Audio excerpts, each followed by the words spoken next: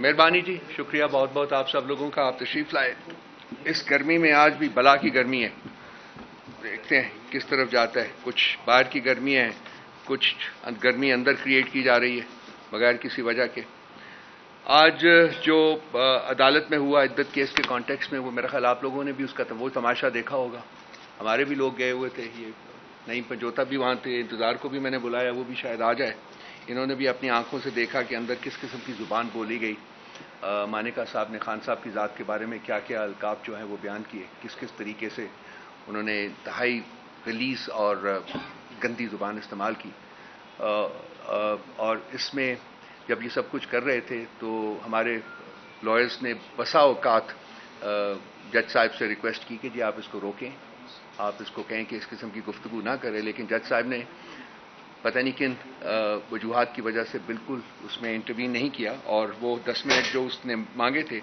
وہ 10 منٹ گزرتے گزرتے 30 سے 40 منٹ ہو گئے۔ اور اس کے بعد ایک نئے سرے سے انہوں نے جج صاحب میں اپنی لیک آف کانفیڈنس کا اظہار کیا، اور جج صاحب نے فوری طور کے اوپر کہا، جو کہ پہلے وہ انکار کر چکے ہوئے تھے، کیونکہ پہلے بھی انہوں نے کہا تھا جی کہ ہمیں آپ میں فیتھ نہیں ہے اور آپ اس کیس سے علیحدہ ہو جائیے۔ تو آج میرا خیال ہے کہ اندر خانے بہت پریشر ان کے اوپر ڈال دیا گیا تھا، سو ججمنٹ آج سنانے کی بجائے انہوں نے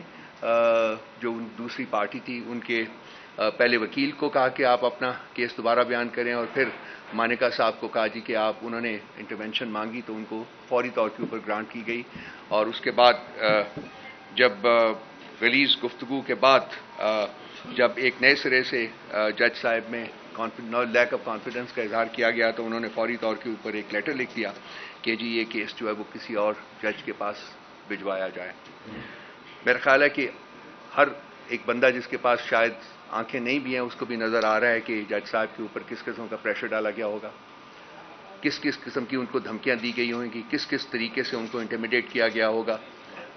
کہ انہوں نے سزا نہیں دینی، آج کیس کا فیصلہ نہیں سنانا، اور اسی لیے ہی آج یہ کیس جو ہے ایک اور جج کے پاس چلا گیا ہے۔ وہ اب میرا خیال ہے کہ گرمیوں کی چھٹیوں کے بعد کہیں کیس لگوائیں گے۔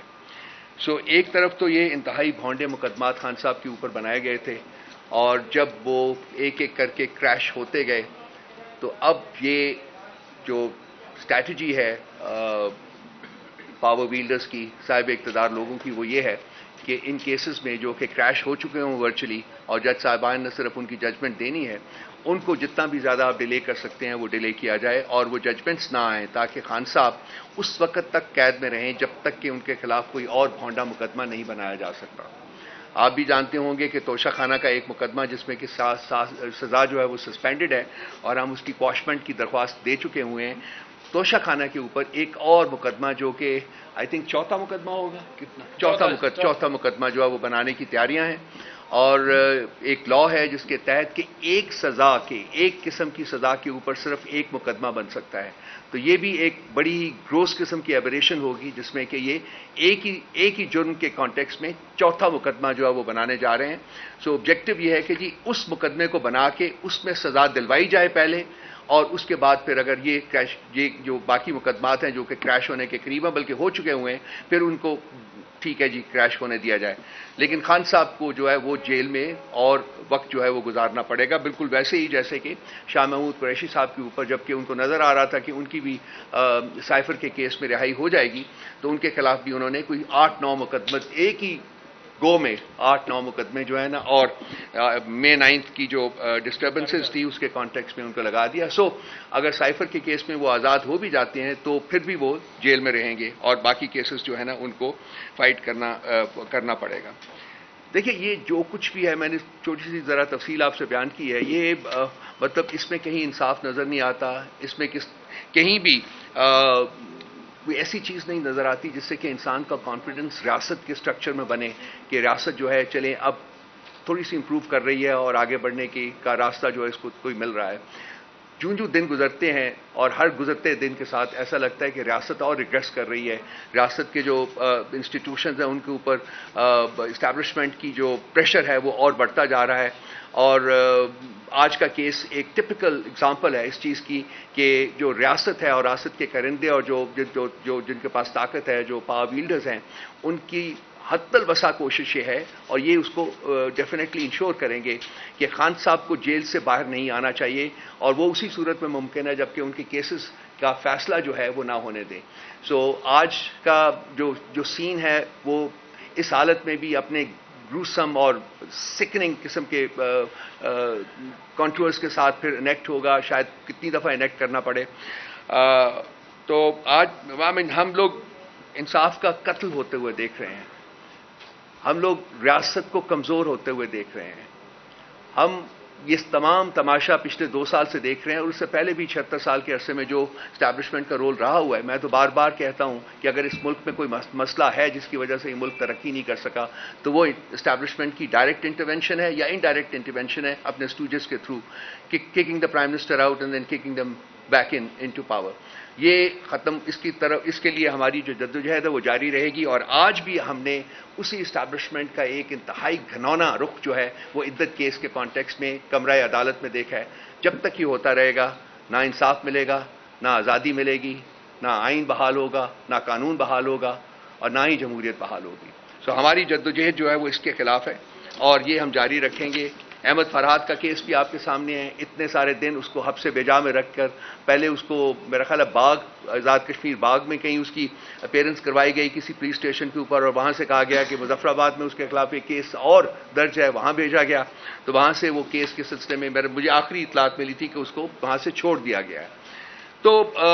ایک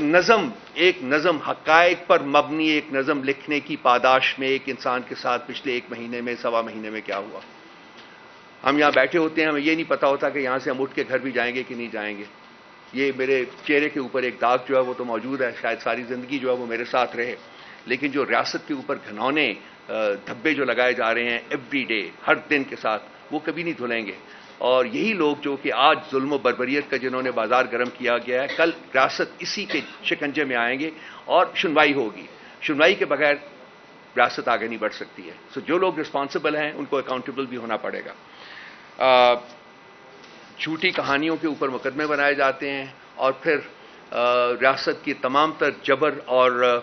فسطائیت کو بروکار لا کر ان مقدمات کو طوالت بخشی جاتی ہے تاکہ جو مجرمین ہیں, جو ان کے حساب سے مجرمین ہیں لیکن ایکچولی وہ مجرمین نہیں ہیں, وہ آزاد نہ ہو سکے.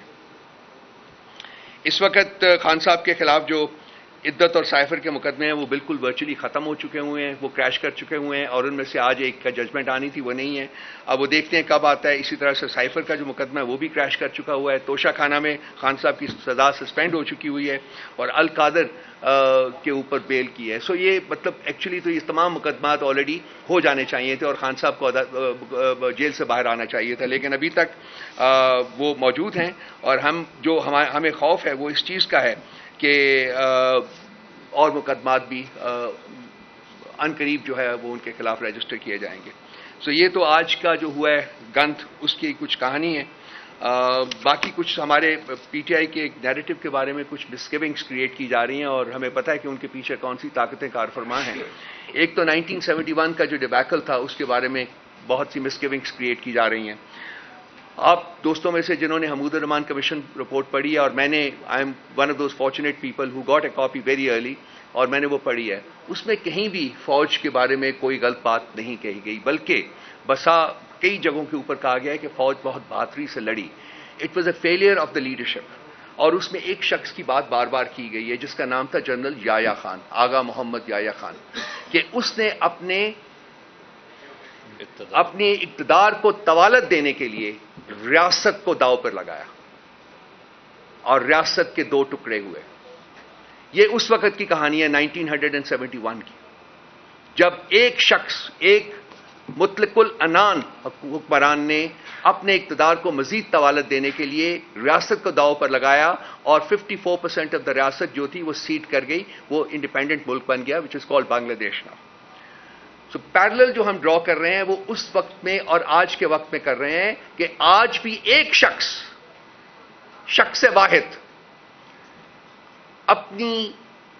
ڈکٹیٹرشپ کو, اپنے اقتدار کو طوالت دینے کے لیے پچھلے 2 سال سے اس نے بھی ریاست کو داؤ پر لگایا ہوا ہے.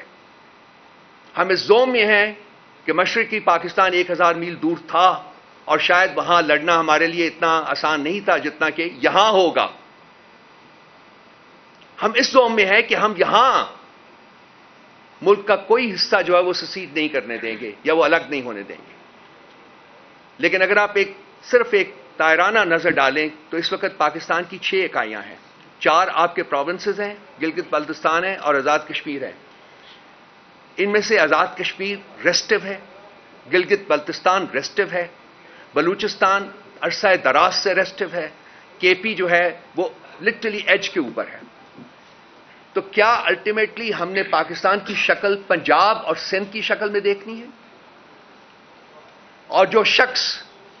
اپنے اقتدار کو طوالت دینے کے لیے اور اپنی ڈکٹیٹرشپ کو فردر پرپیچویٹ کرنے کے لیے جس نے ریاست کا فیوچر اس کے اوپر لگایا ہوا ہے، کیا ہم اس کو وہ یہ کام کرنے دیں گے جو وہ کام کر رہا ہے اس وقت؟ کیا ہماری عدالتیں اور باقی جو ہمارے ادارے ہیں وہ اپنا رول نہیں پلے کریں گے کہ ملک کے اوپر جو اسٹینگل ہولڈ ہے ڈکٹیٹرشپ کا اس کو ختم کیا جائے اور آئین اور قانون اور جمہوریت کو بحال کیا جائے اس ملک پہ؟ اس ملک کا فیوچر کیا ڈکٹیٹرشپ سے لنکڈ ہے یا آئین اور قانون کے ساتھ لنکڈ ہے؟ کوئی بھی ریاست دنیا میں آج کل کے زمانے میں ایسی نہیں ہے جو کہ ڈکٹیٹرشپ کے بلبوتے کے اوپر آگے چل سکتی ہے. کسی نہ کسی طریقے سے کسی نہ کسی شکل میں وہاں آئین اور قانون کی حکومت ہوتی ہے. یہ پاکستان وہ واحد ریاست ہے اس وقت جس نے کم از کم پچھلے 2 سال میں نہ صرف کہ آئین اور قانون کا ٹوٹل فقدان نظر آیا ہے بلکہ بریزن جسے کہتے ہیں بریزن طریقے سے اس کو وینڈلائز کیا گیا ہے. پاکستان کی ڈکٹیٹرشپس میں 1947 کے بعد سے جو 4 ڈکٹیٹرشپ آئی ہیں اس میں ایک چیز بڑی کامن تھی، وہ یہ تھی کہ جب وہ ٹیک اوور کرتے تھے تو آئین کو یا تو ایبروگیٹ کر دیتے تھے یا سسپینڈ کر دیتے تھے. موسٹلی ایبروگیٹ کر دیتے تھے. جتنے بھی ڈکٹیٹرز آئے ہیں انہوں نے آئین کو ایبروگیٹ کیا اور پھر عدلیہ کے ذریعے وہ ڈاکٹرن آف نیسیسٹی کے تحت اس کو لیجیٹیمائز کر لیتے تھے، اپنا اقتدار جو ہے وہ لیجیٹیمائز کر لیتے تھے. اور انٹرنیشنل کمیونٹی سے پھر اپنے آپ کو لیجیٹیمائز کرانے کے لیے پاکستان کو آگ میں جھونکا جاتا تھا. وہ سوویت یونین کے خلاف لڑائی ہو انڈر ضیاء الحق یا وہ مشرف کے دور میں آور وار آن ٹیرر ہو، امریکہ کی وار، اس کا حصہ تھا. اس میں صرف اور صرف پاکستان اور پاکستان کے عوام نے سفر کیا. آج پاکستان جو اکنامکلی کیپٹو ہوا ہے، لٹرلی پینیز کے لیے وہ اب اپنا کشکول لے کے ساری دنیا میں پھر رہا ہے، اس کی سب سے بڑی وجہ پاکستان کی ڈکٹیٹرشپس ہیں. اور یہ 2 لڑائیاں ہیں ادر دین دو small wars, lesser important wars جو کہ پاکستان نے لڑی. آج اس خطے کے اوپر آپ نظر ڈالیں تو جو امریکہ ایک اور لڑائی یہاں لڑنے کی تیاری کر رہا ہے اور وہ لڑائی ہے کنٹین چائنا کی لڑائی. اور پاکستان انڈائریکٹلی اس کا بھی حصہ اس میں بھی اپنا حصہ ڈالنے کی تیاری کر رہا ہے. اگر یہ ہوتا ہے تو پاکستان کا اپنا وجود جو ہے وہ خطرے میں پڑے گا. وہ آلریڈی کوئی زیادہ سیف نہیں ہے، لیکن اگر اس قسم کی لڑائی میں اگر پاکستان حصے دار بنتا ہے تو وہ پاکستان کا جو سروائیول ہے وہ خطرے میں پڑے گا. تو یہ وہ چیزیں ہیں جو کہ بیسیکلی تو ہماری لڑائی فوج کے ساتھ نہیں ہے، ہماری لڑائی شخص واحد کی آبجیکٹوز کے ساتھ ہے، اپنے اقتدار کو طوالت دینے کا جو ان کا ایک انفیچویشن ہے ان کا، اس کے ساتھ ہے. اس سے ملک نے سفر کیا ہے، اس سے ملک ابھی بھی سفر کر رہا ہے اور سفر کرتا رہے گا اس وقت تک جب تک کہ یہ انفیچویشن وہ ڈکٹیٹرشپ ختم نہیں ہوتی اور آئین اور قانون کو بحال نہیں کیا جاتا. تو یہ لڑائی ہم نے لڑی ہے، یہ لڑائی ہم لڑ رہے ہیں اور یہ لڑائی ہم لڑتے رہیں گے اس وقت تک جب تک کہ ملک میں آئین اور قانون بحال نہیں ہوتا. ابھی کوئی 203 مقدمات ہیں خان صاحب کی ذات کے اوپر، اور وہ مقدمات جو ہیں وہ اپنی مختلف سٹیجز جو ہیں اس سے گزر رہے ہیں. میں چاہوں گا کہ جی آئی نو میں ہاں ایک سیکنڈ اور جو میں بھول گیا تھا اس میں، انہی مقدمات میں چونکہ ان کو کوئی پروف نہیں مل رہا تو انہوں نے ملک ریاض کو جو بحریہ ٹاؤن کے آرکیٹیکٹ ہیں ان کو اوپر پچھلے سوا سال سے بہت پریشر ڈلا ہوا تھا. مجھے ذاتی طور کے اوپر بھی علم تھا کہ کس طریقے سے اس کو پریشرائز کر رہے ہیں، اس کو ملک چھوڑنا پڑا تھا. لیکن وہ کہتے ہیں کہ پتہ نہیں کس وقت خدا اپنا خوف ڈال دیتا ہے لوگوں کے دلوں میں. شاید اس کے دل میں بھی خوف ڈلا اور اس نے کہا کہ میں اس کا ایک پولیٹیکل جو ایک یہاں لڑائی ہو رہی ہے اس کا حصہ نہیں بنوں گا. اس کی آپ کو پتہ ہے کہ اس کی جتنی بھی پراپرٹیز ہیں اس کے بارے میں بہت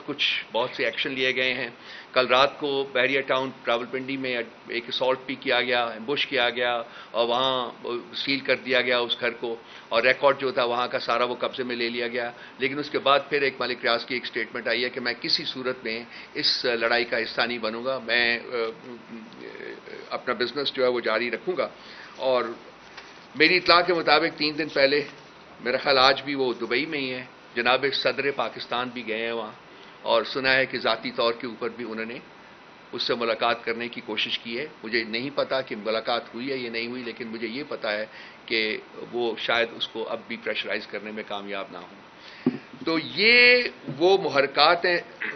دوستو جو میں نے آپ کے سامنے بیان کیے ہیں کہ فالس، فریولس اینڈ فراڈولنٹ کیسز رجسٹر کیے خان صاحب کے خلاف.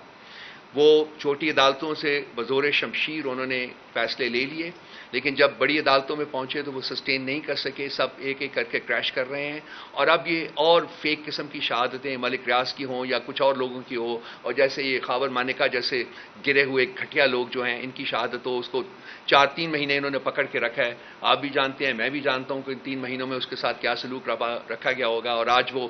کینری کی طرح وہاں باہر نکلا ہوا، وہ ایک singing a song on a tune that is provided by the power wielders. تو یہ مقدمے تو سسٹین نہیں کر سکتے ہیں، لیکن پرابلم یہ ہے، جو سوال ہے سب سے بڑا کہ جی اگر انصاف کے تقاضے پورے نہیں ہوتے، اور ہمیں لگ رہا ہے کہ جو بڑی عدالتوں میں کچھ تازہ ہوائیں چلی تو ہیں، لیکن جو دوسری طرف جو قوتیں بیٹھی ہوئی ہیں ان کو یہ معاملات بالکل ٹھیک لگ نہیں رہے. اور کل آپ نے پرائم منسٹر پاکستان کے prime minister, so called prime minister, fraudulent prime minister کی آپ نے تقریر سنی ہوگی جو انہوں نے جوڈیشری کے خلاف کی ہے، جس میں انہوں نے انتہائی غلط زبان استعمال کی ہے ان ججز کے بارے میں جو کہ آزادانہ فیصلے کرنا چاہ رہے ہیں. تو یہ ایک ٹریڈیشن رہی ہے پاکستان مسلم لیگ نواز کی. آپ کو یاد ہوگا جسٹس قیوم کے ساتھ اسپیچ، یا پھر وہ جو رفیق تارڑ صاحب کو جو بریف کیس دے کے بھیجا گیا تھا بلوچستان کی ہائی کورٹ خریدنے کے لیے، انہوں نے خرید دی، پھر اس کے بعد جو سپریم کورٹ کے اوپر اٹیک ہوا، یہ سب کچھ ان کا خاصا رہا ہے. اور آج بھی یہ جسٹس کو خریدنا چاہتے ہیں، کہتے ہیں یہ لوگ ججز خریدتے ہیں. تو کوشش کر رہے ہیں، لیکن ایک اچھا عمل جو ہے وہ نظر آ رہا ہے کہ جی کچھ جج صاحبان جنہوں نے ایک انیشیٹو لیا ہے، اور جو ہو رہا تھا ان کے ساتھ وہ انہوں نے پبلک ڈومین میں بیان کیا ہے. ان کو دیکھتے ہوئے کچھ اور جج صاحبان جو ہیں ان میں بھی ہمت آئی ہے اور وہ بھی اس میں شامل ہوئے ہیں. اور میرا خیال ہے کہ یہ جو ٹرائب ہے یہ اس کا سائز بڑھے گا وقت گزرنے کے ساتھ ساتھ. اور یہی چیز ہے جو کہ صاحب اقتدار لوگوں کو، ڈکٹیٹرز کو پریشان کر رہی ہے کہ اگر انصاف ملنا شروع ہو جاتا ہے تو خان صاحب تو باہر آ جائیں گے، اور خان صاحب جب باہر آئیں گے تو ان کے جو اقتدار کے اوپر ان کا سورج جو ہے وہ غروب ہو جائے گا فوری. اس شخص کی ایک انگلی کی صرف وہ آج بھی جیل میں بیٹھا ہوا ہے، اور وہ ایکسرسائز کر رہا ہے ریسٹرینٹ کہ میں نہیں چاہتا کہ میں جیل سے پبلک پروٹیسٹ کی کال دوں، کیونکہ پبلک پروٹیسٹ اگر ہوگا تو اس میں اسٹریک آف وائلنس بھی آ سکتی ہے، اور وہ نہیں چاہتا کہ وائلنس ہو اس ملک میں، بیکاز ملک بہت کمزور ہے، سسٹین نہیں کر سکتا. اس لیے وہ اپنی جان کے اوپر، اپنی ذات کے اوپر ان کا ظلم برداشت کر رہا ہے. لیکن اس ملک کی ابھی بھی اس کو پرواہ ہے. جب بھی میں جاتا ہوں ملنے تو وہی بات کرتے ہیں. لیکن اب دیکھتے ہیں کہ کب تک برداشت کیا جا سکتا ہے، کیونکہ ہم بھی بالکل نہج کے اوپر پہنچے ہوئے ہیں.